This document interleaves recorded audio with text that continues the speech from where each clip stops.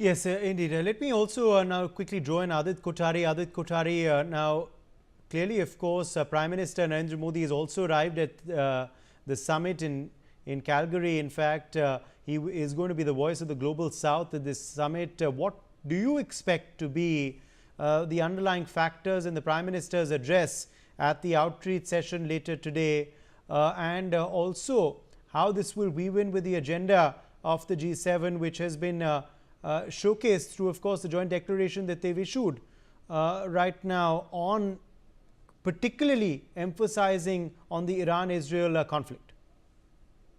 So I think the joint declaration clearly stipulates that Israel definitely has a right to protect itself, while there is mass condemnation about the nuclear program, the uranium enrichment program run by Iran.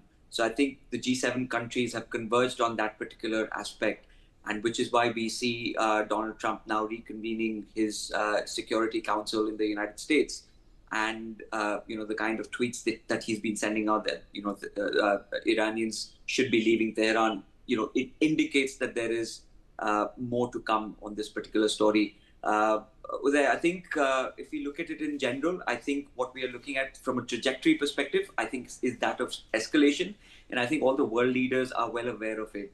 But from a Prime Minister Modi's perspective, I think he's spoken to both counterparts, and he's reiterated the importance of peace, and he's reiterated the importance of dialogue instead of escalating the action against each other.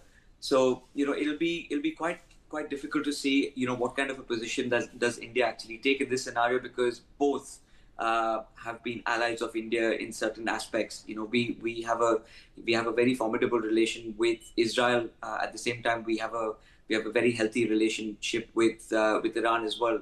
So for India, it's going to be a monkey balancing act, which we'll have to put through. But India's presence at the G7, I think it shows that India is there on the table, demonstrating its diplomatic might.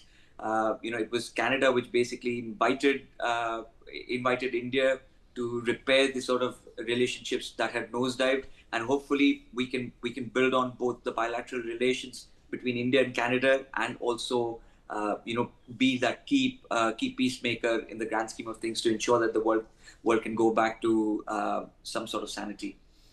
Yes, let me quickly also draw in Professor Nalapath at this point. Professor Nalapath, Donald Trump, of course, has departed early from